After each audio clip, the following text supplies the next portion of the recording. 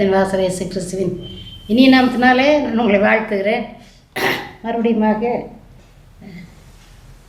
பல சகோதரிகள் சொல்லுவாங்க, டிவியில் உங்களை பார்க்கும்போது, உங்கள் முகத்தை பார்க்கும்போது எங்களுக்கு சந்தோஷமாக இருக்குன்னு சொல்லி நிறைய சாட்சிகள் வருதுங்க. கூப்பிடுறாங்க. 2 நாளைக்கு முன்னே ஒரு சகோதரி 1 மணி இருக்கும், ஹலோ ஹலோ அம்மா அம்மா அம்மா எம்மா சொல்லுங்கம்மா சொல்லுங்கம்மா, இந்த பக்கத்தில் தலைகாணி பக்கத்தில் தான் வச்சிட்ருக்கேன் ஃபோனை, சொல்லுங்கம்மா, மூச்சு திணறது மூச்சு விட முடியல, நான் செத்து போயிடுவேன், அமைதியாக இருங்க அமைதியாக இருங்க அப்படின்னு சொல்லிட்டு நான் ஜெபம் பண்ணேன். நல்ல தூக்கத்தை ஆண்டவர் கட்டளையிட்டார். இயேசுவின் ரத்தத்தை கொஞ்சம் எடுத்து பூச சொன்னேன். காலையில் கூப்பிட்டு நல்லா இருக்கிறேன் அப்படின்ட்டேன். தினம் வருதுங்க, தினம் வருது, அதெல்லாம் சொல்லிகிட்டு இருக்க முடியாது. அதேபோல் இன்னொரு ஆத்மா, தலையிலேருந்து கால் வரைக்கும் எனக்கு தலை சுற்றுது, என்னால் ஒன்றும் பண்ண முடியல, வலி வேதனை அப்படிங்குது. 2 மணிக்கு எழுந்து ஜெபம் பண்ணேன். அவங்க சொல்கிறாங்க, முடிச்சுட்டு அங்கே ஒரு ஊனமற்ற ஒரு சகோதரர் இருக்கிறாரு, அவர் தான் சொன்னார் அவங்கள்ட்ட நீங்கள் ஜெபம் எப்போ கூப்பிட்டாலும் கேட்பாங்கன்னு சொல்லி. ஒரு ஊனமுற்ற சகோதரன் சுவிசேஷத்தை பாருங்க எப்படி சொல்லியிருக்கார். இந்த சகோதரியை கூப்பிடுங்க, எப்போ கூப்பிட்டாலும் ஜெபம் பண்ணுவாங்க உங்களுக்குன்னு. அதனால தான் தம்பி சொன்னதுனால தான் ஒரு நாள் பகலில் கேட்டுட்டு இருந்தேன். அதனால இந்த வேதனை சமயத்தில் கூப்பிட்டேன், நீங்கள் ஜெபிச்சிங்க, எனக்கு சுகம் கிடச்சி.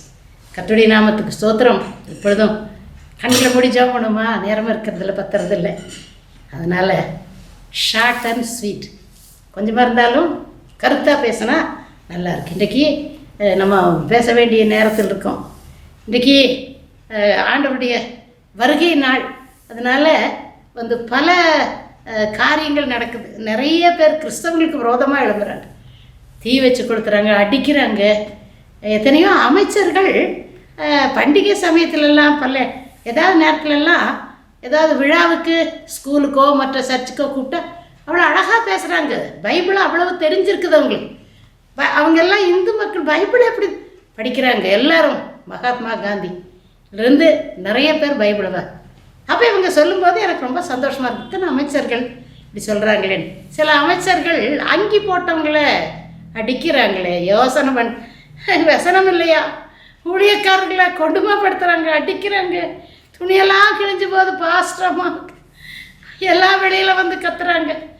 எப்படி அங்கி போட்டவங்கள தொடக்கூடாது, வேதம் சொல்லுகிறது. சும்மா இருக்கும்போது வேணால் நம்ம எதுவும் பேசலாம், அது பண்ணலாம். அங்கி போட்டவங்கள யாரும் ஊழியக்காரருன்னு சொல்லிட்டு இப்போ எங்களுக்கு ஒரு உடை இருக்குது. ஏதாவது பேசி கை வச்சுட்டா அதோடைய பலாபலன் கண்டிப்பாக பெற்றுக்கொள்ளணும். அதனால் நம்மெல்லாம் ஜெபிக்கணும். அவங்க பாட்டுக்குள்ளே பேசிட்டு போகிறாங்க, நம்ம பாட்டுக்குள்ளே கேட்டுட்ருக்கலாம்னு நினைக்கிறீங்களா? அறிவில்லையா? அவங்க தெளித்து விட்டுட்டாங்க. இந்த ராணி தியாகராணி எஸ்தரமாவை தண்ணி தெளித்து மாடு போய் எல்லாம் வேஞ்சிட்டு வா. அங்கே கடை வீதிக்கு போனால் அதுக்கு கொஞ்சம் கொடுத்து பழத்தை கொடுத்து அனுப்புவாங்க. எங்கள் ஊரில் மாடு மார்வாடி கடையில் நாக்கடையில் நின்று அதுக்கு பழம் ரெடியாக கொடுக்குறாங்க. எங்கே வேணாலும் போய் மேயுது, எந்த தோட்டத்தில் மேய்ஞ்சாலும் போ அவள் இந்த சாமி மாடா. என்ன நினைக்கிறீங்க? அந்த மாட்டை உழவு கனம் பண்ணுறவங்க கடவுடைய ஊழியக்காரினா எங்களை எதுவும் தொட்டுறாதீங்க, எங்களை எதாவது பேசிடாதீங்க. அப்படி பலன் உங்களுக்கு தெரியாது. சிம்பி குதிச்சுக்கிட்டு அப்படி எப்படின்னு பேசலாம், எங்களுக்கு தெரியும், எங்களுக்கு இல்லைங்க. அதோடைய பலன் பின்னால் வரும். அது சந்ததிகளை பாதிக்குங்க. உங்களை இல்லைனாலும் வருங்கால சந்ததிகள் பாதிச்சா கஷ்டம் இல்லை. குழந்தை பிறக்காமல் போயிடுது, கல்யாணமாகாமல் போயிடுது, ஊனமுற்ற பிள்ளைகள் பிறக்குது. என்ன காரணம் தெரியுமா? ஆண்டவருக்கு விரோதமாக யாரும் எதுவும் செய்யல. இயேசு கிறிஸ்து உலக ரட்சருக்கு விரோதமாக பேசிடாதீங்க, வாயில் பேசிடாதீங்க. உள்ளத்தில் நீங்கள் வெளியில் ஆண்டவர் அப்படின்னு சொல்லாதீங்க. மனசுக்குள்ளே மாத்திரம் எப்படிப்பட்ட மதமாக இருந்தார், எப்படிப்பட்ட ஜாதியாக இருந்தார், நீங்கள் உள்ளத்தில் ஏற்றுக்குங்க. போதுங்க, வேண்டாங்க, நீங்கள் இப்படி செய்யாதீங்க. எங்களுக்கெல்லாம் ரொம்ப வசனமாக இருக்குது. ஊழியக்காரர்கள்லாம் அது பண்ணுறாங்க, ஊழியக்காரிகள் எல்லாம் பண்ணுறாங்க, பாவமாக இருக்குது. என்ன பண்ணுறதுன்னு தெரியல. ஆண்டவருடைய வருகை ஜாக்கிரதையாக இருப்போம். கண்களை முடிஞ்சோம் பண்ணுவோம். அன்பின் ஆண்டவரே, வேலையிலும் கூட கர்த்தாவே அடியாளை மறைத்து நீங்கள் வெளிப்படுங்க. நீங்கள் பேசுங்க, நாங்கள் கேட்குறோம். நான் அல்லப்பா, எனக்கு ஒன்றும் தெரியாத ஆண்டவரே, நான் ஒரு முட்டாள ஆண்டவரே, ஒரு அறிவில்லாதவள் ஆண்டவர். என் ஆண்டவர் ஞானத்தின் கண்மலை, ஞானத்தின் ஊற்று, ஞானத்தின் உறைவிடம், கேட்பவர்களுக்கு சம்பூர்ணமாக ஞானத்தை கொடுப்பவர், ஒருவரையும் கடிந்து கொள்ளாதவர். அப்படிப்பட்ட ஆண்டவர் எங்களோடு கூட இருக்கிறீர். எங்களை எடுத்து உபயோகப்படுத்துங்க. நாங்கள் ஒரு குப்பை, நாங்கள் ஒரு தூசி. தூசியை கொண்டு பெரிய காரியத்தை செய்ய உங்களால் முடியும்.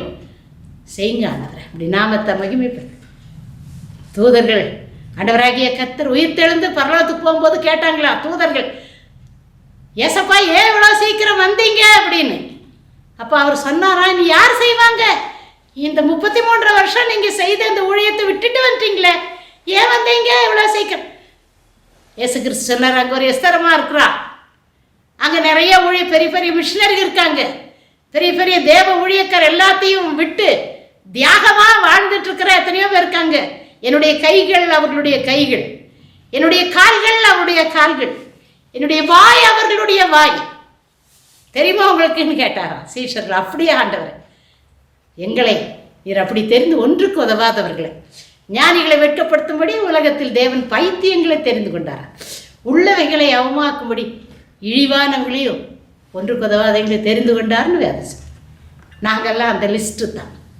ஆண்டவரே, நீர் எங்களை வைத்து தான் நீங்கள் எங்களை நம்பிட்டு நீங்கள் போயிருக்கீங்க. உங்கள் நம்பிக்கையை நான் கெடுக்க மாட்டேன். என்ன என் வாழ்க்கையில் வந்தாலும் கடந்து வந்துட்டேன். அத்தனையும் சகிச்சு அத்தனையும் மேற்கொண்டு வெளியில் வந்துட்டேன். இதுக்கு மேலே நான் பின்வாங்க முடியுமா? உங்கள் நம்பிக்கையை நான் கெடுக்க மாட்டேன் தகப்பனே. நான் மாத்திரமல்ல, என் சந்ததி சந்ததியாக ஆண்டவரே, நீர் எங்கள் பேரில் வைத்த நோக்கத்தை நம்பிக்கையை நாங்கள் நிறைவேற்றுவோம். பார்க்கிற ஒவ்வொருவரும் அப்படியே சொல்லுங்க, மனதிற்கும் உள்ள தேவன் அதை கேட்டு உங்களை ஆசீர்வதிப்பார். ஏதோ ஒரு வகையில் ஊழியம் செய்யலாம். ஏதோ மைக்கு முன்னால் நின்றுட்டு இப்படி அதெல்லாம் எத்தனையோ வகையில் அது சொல்லிட்டு இருக்க முடியாது. எனக்கு நேரம் ஏதோ ஒரு வகையில் கர்த்தருடைய ஊழியத்தை செய்ய பாருங்க, தடை பண்ணாதீங்க. இயேசுவின் மூலம் ஜெபிக்கிறோம் நல்ல பிதாவே. கர்த்தருடைய நாமத்துக்கு ஸ்தோத்திரம். மறுபடியும் ஒரு சாட்சியை சொல்ல போகிறேன். ஒரு ஃபோன் வருது, அலறிட்டு வருது. ஸ்ரீவில்லிபுத்தூர் அப்படிங்கிற இடத்துல ஒரு பிரசவ ஆஸ்பத்திரிக்கு முன்னால் கொஞ்சம் பேர் வெளியில் நிற்கிறாங்களாம். இந்த கொண்டுட்டு போய் ஒரு பொண்ணை அட்மிட் பண்ணியிருக்கிறாங்க. அது டாக்டருங்க பார்த்த உடனே வலி வருது, பெண்களுக்கு தெரியல, பிரசவமான பெண்களுக்கு திடீர்னு வலி வருது, அப்புறம் வலியே வர்றதில்ல. அதுக்கப்புறம் வேகமாக போனால் வலியே இருக்கிறதில்ல. என்னங்க வலி இல்லைன்னு சொல்லுவோம், டாக்டருங்க சொல்லுவாங்களா? வலியே வரல. வலி வர்றதுக்கு எத்தனையோ இன்ஜெக்ஷன் போடுறாங்க. அது உங்களுக்கு தெரியாமல் இருக்கலாம், தெரிஞ்சிருக்கலாம். அப்பவும் வலி வரலன்னா தான் சிசேரியன் பண்ணுவாங்க, ஆப்ரேஷன் பண்ணுவாங்க. கொஞ்சம் வலி வந்தால் அதிகப்படுத்தி குழந்தைகளை பெற்று எடுத்துருவாங்க. ஒன்றும் பண்ண முடியலன்னு சொன்னால் அந்த வலியே இல்லை, சும்மா இருப்பாங்க. 10 மாதம் நிறைந்த கர்ப்பிணி. அப்போ பார்த்துட்டு ஆப்ரேஷன் பண்ணும். இந்த பொண்ணுக்கு காலையில் ஒரு 2-3 நாளைக்கு முன்னே அட்மிட் பண்ணியிருக்கிறாங்க. வலி வந்த மாதிரி இருந்துச்சா, போனாங்க. அப்புறம் போன உடனே வலி இல்லை, அதுக்கப்புறம் லேசாக வலி. அதுக்கப்புறம் என்னன்னு சொல்லி டாக்டருங்க எக்ஸ்ரேவேனும் எடுத்து பார்த்துருக்காங்க. அந்த குழந்தை கழுத்தில் அந்த தொப்புள் கொடி, அதோட தொப்புள் கொடி அப்படி சுற்றிட்டு இருக்குதான் 2-3 சுற்று. அப்போ அதை பார்த்த உடனே எக்ஸ்ரே கண்கள், என்னுடைய ஆண்டவருடைய கண்கள், சரியா? அந்த மாதிரி பார்த்த உடனே டாக்டருங்க சொன்னாங்களாம், பிரசவம் குழந்தை நல்லா இருக்குது, இது வரைக்கும் ரொம்ப நாளும் விட முடியாது, அது கழுத்து இறுக்கி உள்ளே செத்து போயிடும். அப்படி இல்லைன்னா வெளியில் கொண்டுட்டு வரும்போதும் இறுக்கி குழந்தை கழுத்து இறுக்கி செத்து போயிடும். சிசேரியன் பண்ணுனா அதுவும் கூட சொல்ல முடியாது, குழந்தை கிடைக்காது, கேரண்டி சொல்ல முடியாது நாங்கள் அப்படின்னாங்களா. சொல்லது விளங்கிதான் உங்களுக்கு? அப்படியா? எல்லோரும் ரொம்ப வசனப்பட்டிருக்காங்க.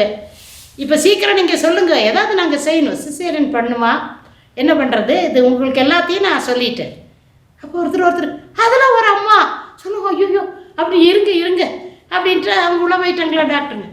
அப்போது என்ன சொன்னாங்களா, டிவியில் எஸ்ரமா பேசுகிறாங்க அவங்கள நான் பார்த்துருக்குறேன், வாரம் பார்க்குறேன்.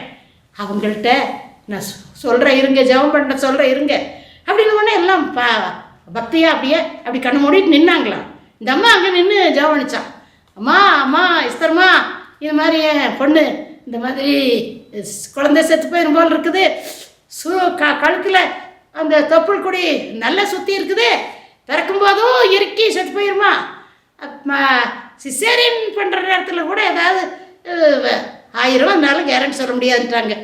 அம்மா நீங்கள் ஏசப்பாவை கூப்பிடுங்க, நீங்கள் எத்தனை தடவை கூப்பிட்டு அத்தனை தடவை அற்புதம் நடந்திருக்கு. குழந்தைகள் வாழ்க்கையில் எத்தனை குழந்தைகள் ஆண்டவர் நீங்கள் ஜெபிக்கும் பொழுது உயிரோடு இருந்து நல்லா இருக்குது, ஆசீர்வாதமாக இருக்கு.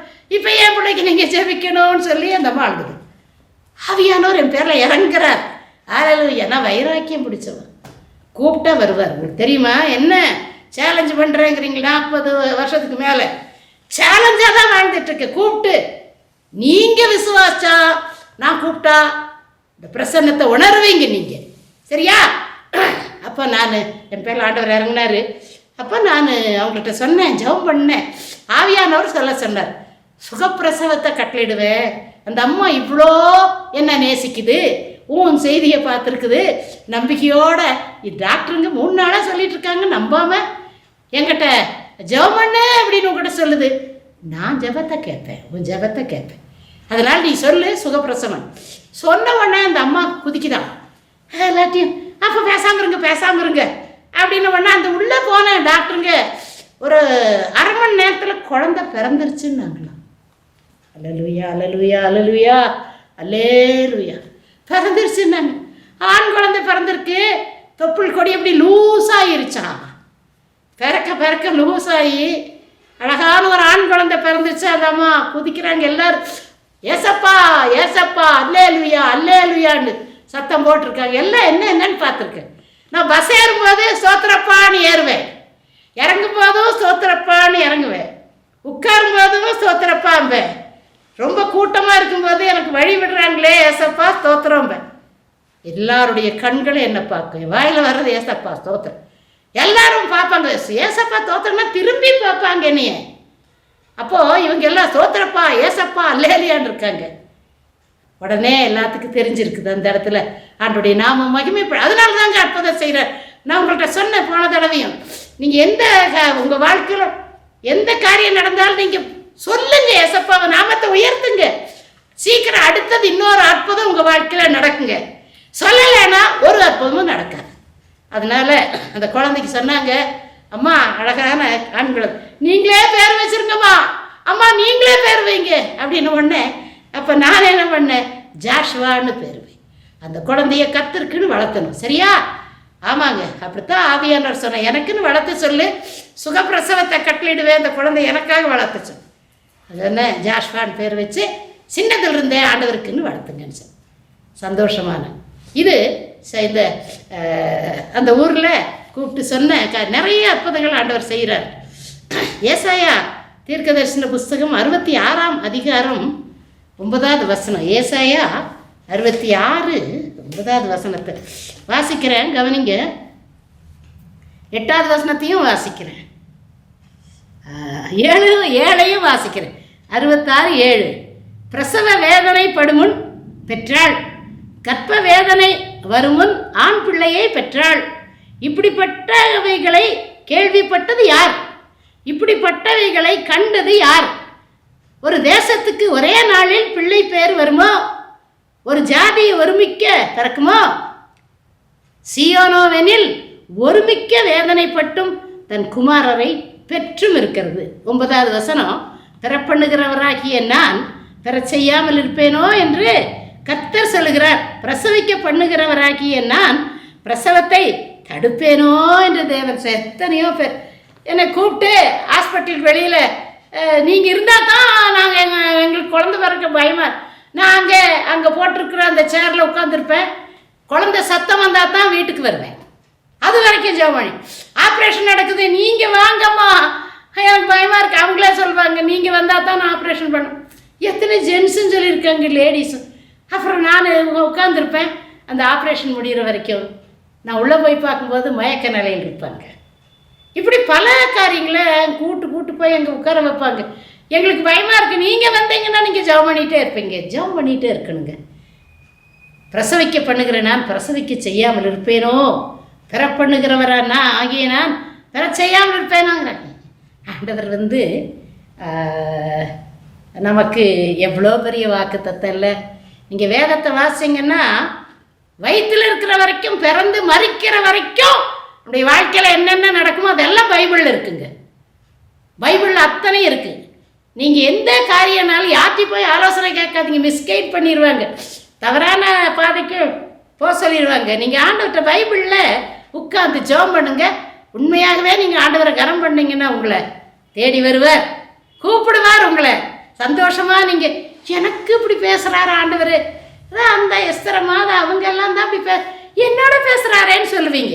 அப்படி சொல்லியிருக்காங்க எங்கிட்ட நிறைய பேர். அதனால் நீங்கள் யாராக இருந்தாலும் எந்த மதமாக இருந்தாலும் நீங்கள் மனப்பூர்வமாக நீங்கள் ஆண்டவரை நோக்கி பாருங்கள். உங்களுக்கு உங்களுடைய வாழ்க்கையில் பல காரியங்களை நிறைவேற்றுவார், அற்புத அடையாளங்களை உங்களுக்கு தருவார். கர்த்தருடைய நாமத்துக்கு ஸ்தோத்திரம். அதனால் இந்த பிரசவம் அப்படிங்கிறது பெண்களுக்கு ஒரு வேதனையான ஒரு காரியம். நான் என்னுடைய கல்யாணமான புதுசில் எனக்கு ரொம்ப குழந்தைகளை ரொம்ப பிடிக்கும். அப்போ நான் ப்ரெக்னெண்ட்டாக கர்ப்பவதியாக இருக்கும்போது எனக்கு ஒரு ஆசை, பேப்பரில் பார்ப்பேன், ரெட்டை குழந்தைக்கு பிறந்துச்சு, 3 குழந்தை. எனக்கு ரொம்ப சந்தோஷமாக இருக்கும். எனக்கு இந்த பிரசவ பயம் கிடையாது. அப்போ நான் நினைப்பேன், எனக்கு ஜெபிக்கவெல்லாம் தெரியாது.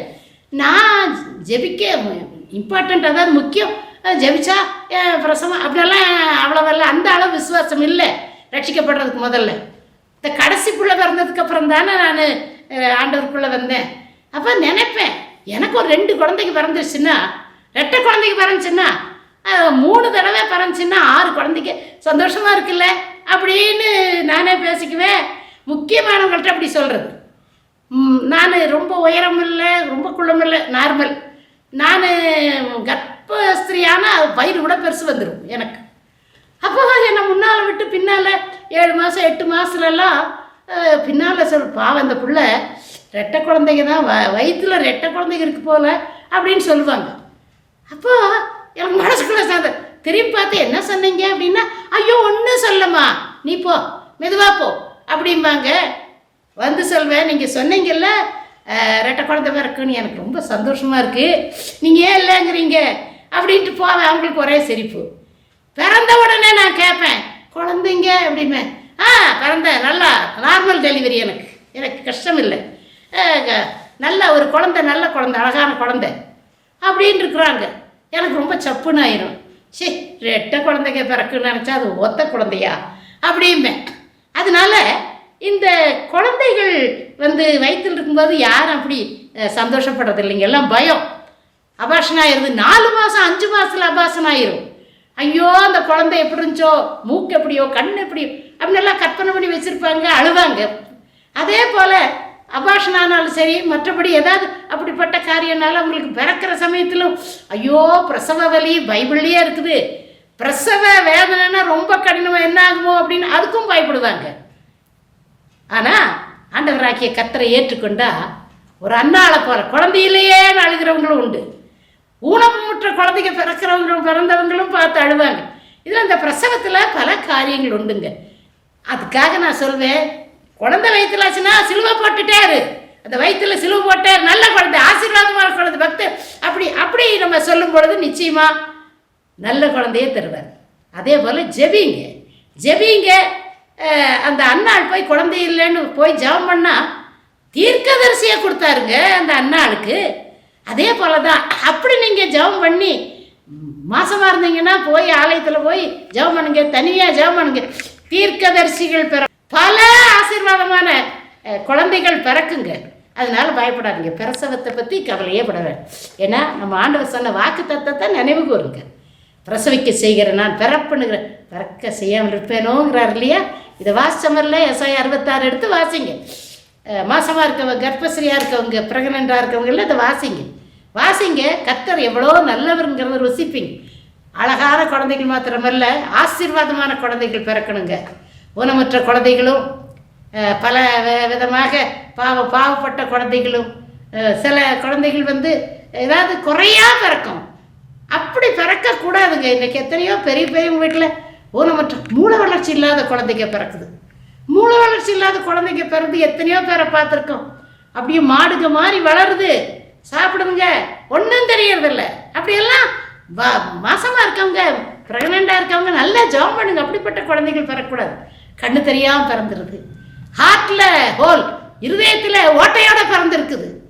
தெரியுமா உங்களுக்கு எப்படியெல்லாம் குழந்தை வர கல்யாணமான உடனே குழந்தை வயிற்றில் ஆனால் நிறைய நேரம் ஜெபம் பண்ணணும். நீங்கள் நினைக்கிறத காட்டில் அதிகமான ஆசீர்வாதத்தோட குழந்தைகள் தருவார். சரியா? அதனால் எனக்கு நிறைய பேர் ரெட்டை குழந்தைகள் எல்லாம் இருக்குது. என்னுடைய குடும்பத்தில் ஒருத்தர் கூட ரெட்டை குழந்தை இல்லை. அது ஆண்டவருடைய சித்தம் இல்லை. ஆனால் நிறைய பேரை பார்த்து அவர்களுக்காக நான் ஜெபம் பண்ணுவேன். ரெட்டை குழந்தை இருந்துச்சுன்னா பயப்படாதீங்க, சந்தோஷமாக இருங்க. கர்த்தருடைய நாமத்துக்கு ஸ்தோத்திரம். இந்த வசனத்தை பார்த்த உடனே இதைத்தான் ஆண்டவர் எனக்கு பிரசவிக்க செய்வேன், அதனால் சுகப்பிரசவத்தை தருவேன் உடனே நம்பினாங்க. அது ஒரு ஜாஷ்வாங்கிற ஒரு தீர்க்கதரிசி ஆண்டவர் ஊழியக்காரனை கொடுத்தார். அதை அப்படியே வளர்த்துறாங்க. கர்த்தருடைய நாமத்துக்கு ஸ்தோத்திரம். அதனால் கர்த்தர் நம்முடைய வாழ்க்கையில் திருமணம் ஆகணும்னு ஒரு கவலை, அது முடிஞ்சுன்னா குழந்தை பிறக்கணும்னு ஒரு கவலை, அதுக்கப்புறம் பார்த்தா இன்னும் அந்த குழந்தை படிக்கணும், அந்த பிள்ளைக்கு வாழ்க்கை, அந்த பிள்ளைக்கு கேட்டுகிட்டே இருக்கு இல்லையா? நீங்கள் ஏசப்பாட்டை கேட்கலாம், தினம் கேட்கலாம், எவ்வளோ வேணாலும் கேட்கலாம், காலையிலிருந்து இரவு வரைக்கும் கேட்கலாம். கேட்டுகிட்டே இருங்க, அவர் பதில் சொல்லிகிட்டே இருப்பார். மற்றவங்கிட்ட உங்கள் வீட்டுக்கார்ட்ட கொஞ்சம் பேசி பாருங்க. நான் எங்கள் வீட்டுக்கார்ட்ட எதாவது பேச சும்மா இருக்க மாட்டியா, என்ன எப்போ பார்த்தாலும் பேசிகிட்டு இருக்கிறேன் அப்படிம்பாரு. அதில் என் பிள்ளைகிட்ட சும்மா அங்கம்மா தூக்கம் வருது. எங்கள் அப்பா ஏசப்பாட்ட ராத்திரி பகலாக நான் பேசுவேன். எத்தனை பேசினாலும் எவ்வளோ பேசினாலும் ஆண்டவராகிய கர்த்தர் தூங்குவதும் இல்லை உறங்குவதும் இல்லை. இஸ்ரவேலின் தேவனாகிய கர்த்தர் தூங்குறதில்லை உறங்குறதில்லை. இந்த நேரம் அமெரிக்காவுடைய நேரம் மாற்று நேரம். அதுபோல் ஆண்டவராகிய கர்த்தருக்கு எல்லாம் ஒரே நேரம். அதனால் கூப்பிடுங்க, கர்த்தர் உங்களை ஆசீர்வதிப்பார். ஜெபிக்க போவோமா? ஸ்தோத்திரிக்கிறோம். கண்களை மூடி முக்காடு போட்டு எழுந்து நில்லுங்க. படுத்துட்ருக்கிறவங்க ஜெபம் பண்ணும்போது வல்லமை இறங்கும், உட்காருங்க. அலைந்தேன் உலகிலே அறியாத இடம் தேடி, நல்ல நேச ராக வந்து என்னை மீட்டிரே, நல்ல மேய்ப்பராக வந்து என்னை மீட்டிரே. கலங்கினேன் நீர் என்னை கண்டேர், பதறினேன் நீர் என்னை பார்த்தேர்.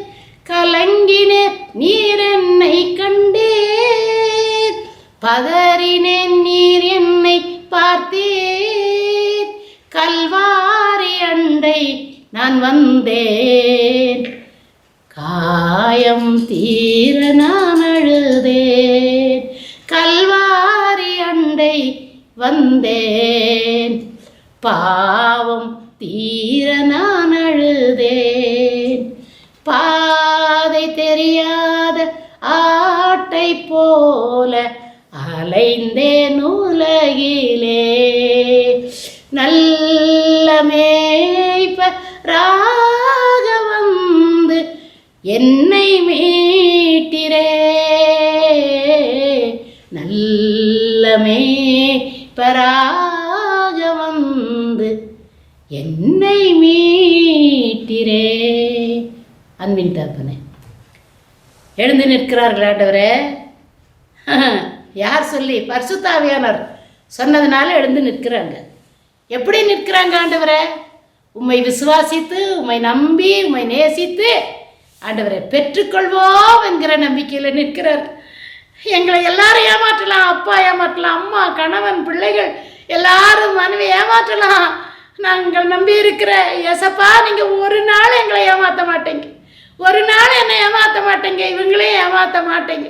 என்னென்ன காரியத்துக்காக எழுந்து நின்று நம்பிக்கையோடு உம்மை நோக்கி பார்க்கிறார்களோ ஆண்டவரே, அவர்கள் அத்தனை பேருக்கும், அவர்கள் நினைப்பதற்கும், அவர்கள் வேண்டிக் கொள்வதற்கும் அதிகமான கிருபைகளை நீர் அவர்களுக்கு தரப்போகிறேன். உமக்கு நன்றி.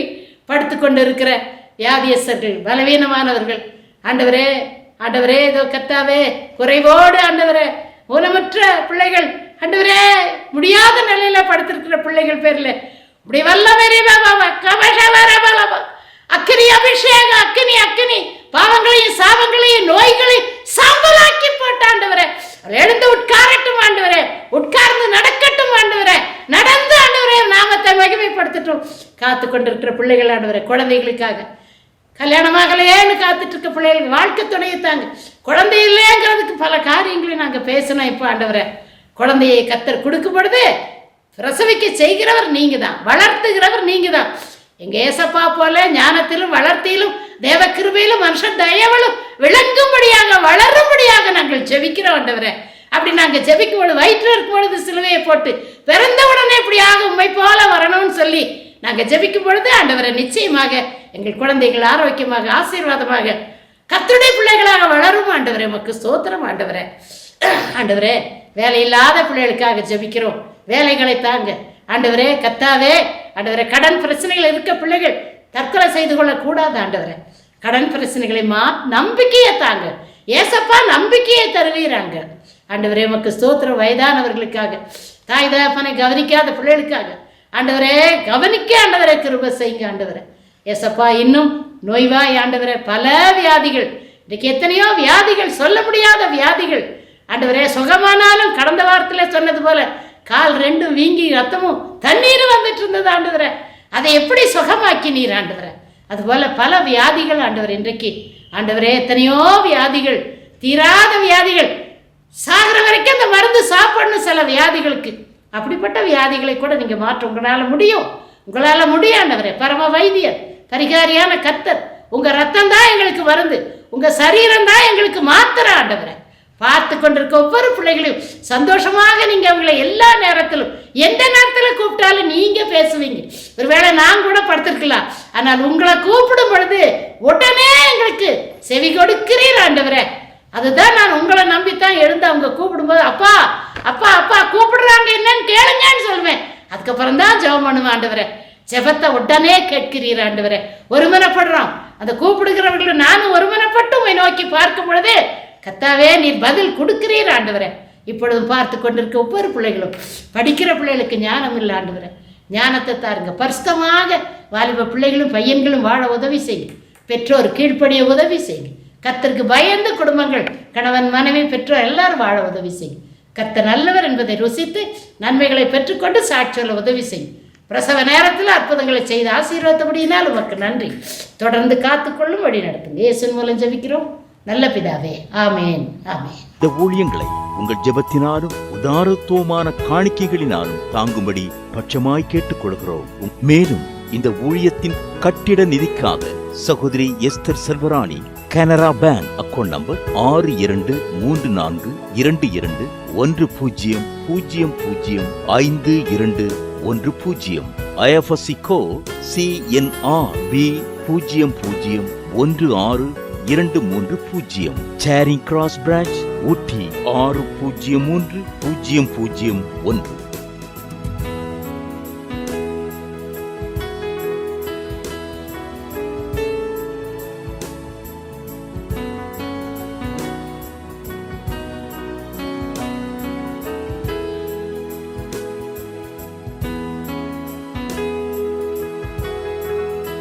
உங்கள் காணிக்கைகளை நீங்கள் அனுப்ப வேண்டிய எங்கள் வங்கி விலாசம்: Deborah good news ministries, Indian bank account number 6078955776, IFSC code IDIB 0000U019, சேரிங் கிராஸ் பிரான்ச் ஊட்டி 603001.